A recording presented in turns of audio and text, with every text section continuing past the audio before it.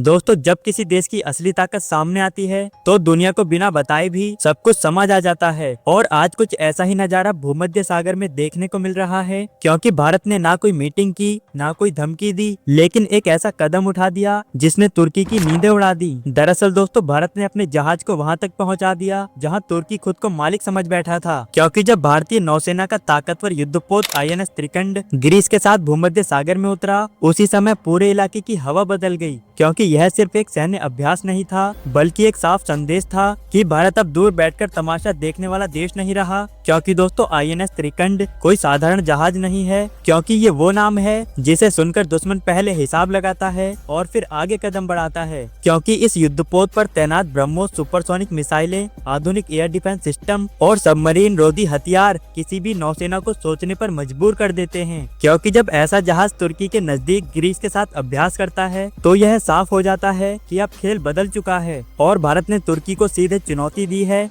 और ये तक जता दिया है कि अगर जरूरत पड़ी तो जवाब उसके घर के दरवाजे पर दिया जाएगा। दोस्तों, बहुत बड़ी डेवलपमेंट है, तो चलिए इस वीडियो में पूरा समझते हैं। लेकिन वीडियो में आगे बढ़ने से पहले, भारत ने तुर्की को सीधे चुनौती दे दी है, इसके लिए वीडियो को लाइक करके कमेंट बॉक्स में जय हिंद जरूर लिख दीजिए। दरअसल असल कहानी भारत और ग्रीस की बढ़ती दोस्ती से शुरू होती है, क्योंकि प्रधानमंत्री मोदी की ग्रीस यात्रा के दौरान दोनों देशों के बीच जो भरोसा बना वो सिर्फ औपचारिक मुलाकात तक सीमित नहीं रहा, बल्कि इस भरोसे ने एक मजबूत सैन्य साझेदारी का रूप ले लिया है। लेकिन ग्रीस लंबे समय से तुर्की के दबाव में जी रहा था। उसके जहाजों को बार बार रोका गया, कभी वाटर कैनल पर हमला हुआ तो कभी रास्ता ही काट दिया गया। दोस्तों, ग्रीस अकेला था और तुर्की इसी अकेलेपन का फायदा उठाता था। लेकिन जैसे ही भारत ग्रीस के साथ खड़ा हुआ, उसके बाद तस्वीर पूरी तरह पलट गई, क्योंकि भूमध्य सागर वो इलाका है जहां तुर्की खुद को क्षेत्रीय ताकत साबित करना चाहता है, और ठीक उसी तरह जैसे चीन साउथ चाइना समुद्र में करता है। क्योंकि तुर्की भी यही सोचता रहा कि यह समुद्र उसकी मर्जी से चलेगा, मतलब कि जो आएगा वही जाएगा और जो उसका विरोध करेगा उसे डराया जाएगा। लेकिन भारत की एंट्री ने इस भ्रम को पूरी तरह से तोड़ दिया है, क्योंकि जब भारतीय नौसेना के जहाज ग्रीस के साथ कंधे से कंधा मिलाकर समुद्र में अभ्यास करने लगे, तब तुर्की को पहली बार यह एहसास हुआ कि सामने वाला कोई कमजोर खिलाड़ी नहीं है। और ये अभ्यास सिर्फ दिखावे के लिए नहीं था,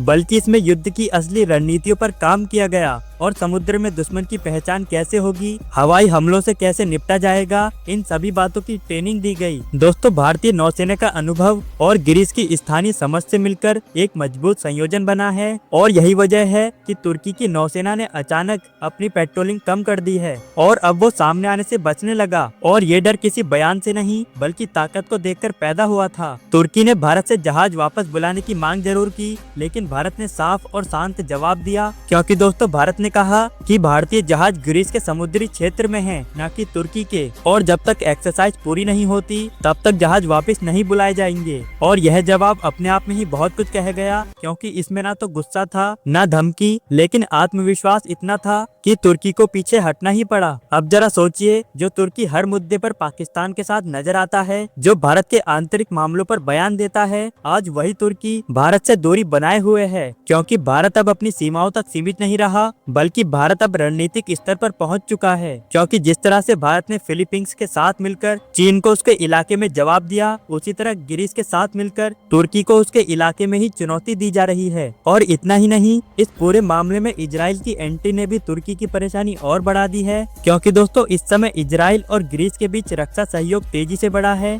अत्याधुनिक एयर डिफेंस सिस्टम, मिसाइल तकनीक और खुफिया सहयोग, इन सभी ने ग्रीस को पहले से कहीं ज्यादा मजबूत बना दिया है। लेकिन जब साइप्रस में आधुनिक डिफेंस सिस्टम की तैनाती की खबर सामने आई, तो फिर तुर्की की बेचैनी खुलकर दिखने लगी। क्योंकि तुर्की को डर है कि उसका S-400 जैसा सिस्टम भी अब सुरक्षित नहीं रहा। और INS त्रिकंड की मौजूदगी सिर्फ एक जहाज की मौजूदगी नहीं है, बल्कि ये भारत की सोच का प्रतीक है। और यह बताता है कि भारत अब सिर्फ जवाब नहीं देता, बल्कि पहले से तैयारी करता है। क्योंकि ये रणनीति साफ है, जो देश पाकिस्तान के साथ मिलकर भारत के खिलाफ साजिश करेगा, तो भारत उसे उसके ही इलाके में घेरने की क्षमता रखता है। दोस्तों, ये बयान भारत में सिर्फ तुर्की के लिए नहीं, बल्कि ये बयान उन सभी देशों के लिए था जो भारत को कमजोर देश समझने की गलती करते हैं। दोस्तों, अगर गहराई से समझा जाए तो फिर साफ नजर आता है कि भारत की यह मौजूदगी सिर्फ एक सैन्य अभ्यास तक सीमित नहीं है, बल्कि ये आने वाले समय की एक बड़ी तस्वीर का हिस्सा है। क्योंकि भारत अब उस दौर में आ चुका है जहां वो सिर्फ अपने लिए नहीं, बल्कि अपने दोस्तों और साझेदार देशों के लिए भी सुरक्षा की ढाल बनने की क्षमता दिखा रहा है, क्योंकि ग्रीस के लिए भारत की यह मौजूदगी एक मनोवैज्ञानिक ताकत भी है। दरअसल सालों से तुर्की के दबाव में जी रहे ग्रीस सैनिकों और नौसेना अधिकारी को पहली बार एहसास हुआ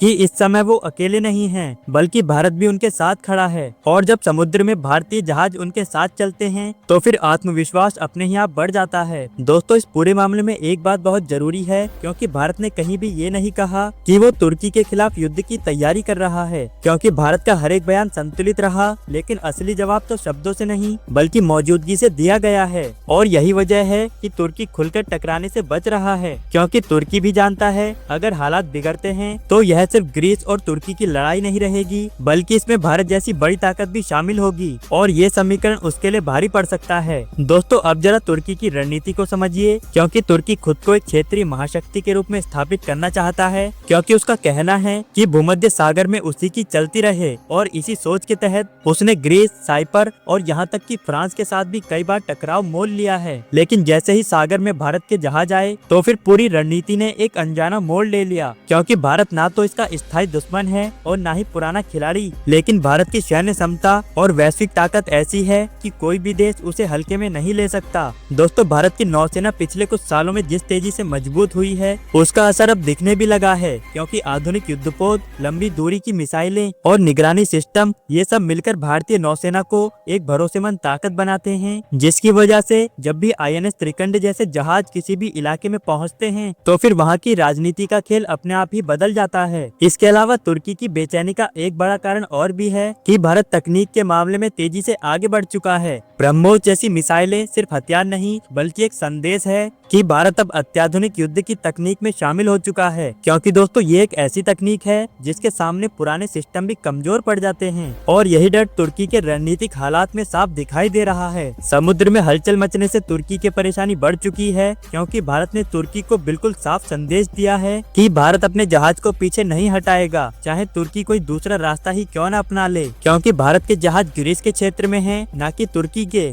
और ये बात भारत एक बार नहीं बल्कि कई बार दोहरा चुका है, लेकिन फिर भी तुर्की मानने को तैयार नहीं, और इसलिए ही अब भारत तुर्की को बीच में आने से मना कर रहा है, क्योंकि इस बीच भारत और ग्रीस की दोस्ती काफी तेजी से उभर कर दिख रही है। और जब भी ग्रीस को भारत की जरूरत होती है तो भारत उसकी मदद करने जरूर पहुंचता है। लेकिन इसके बावजूद अगर तुर्की को परेशानी हो रही है तो इसका मतलब साफ है कि समस्या भारत की मौजूदगी से नहीं बल्कि तुर्की की सोच में है। और आने वाले समय में यह अभ्यास सिर्फ सैन्य स्तर पर नहीं बल्कि कूटनीतिक स्तर पर भी असर दिखाएगा। ग्रीस को अब अंतर्राष्ट्रीय मंच पर ज्यादा आत्मविश्वास मिलने लगा है, लेकिन दोस्तों अब देखना ये होगा कि तुर्की इस नई हकीकत को कैसे स्वीकार करता है। क्या वो अपने रवैये में बदलाव लाएगा या फिर आक्रामक तरीके का रूप अपनाएगा। बाकी दोस्तों, इस पूरी डेवलपमेंट के बारे में आपका क्या कहना है, अपनी राय कमेंट में जरूर बताएं। मिलेंगे अगली वीडियो में, तब तक के लिए जय हिंद।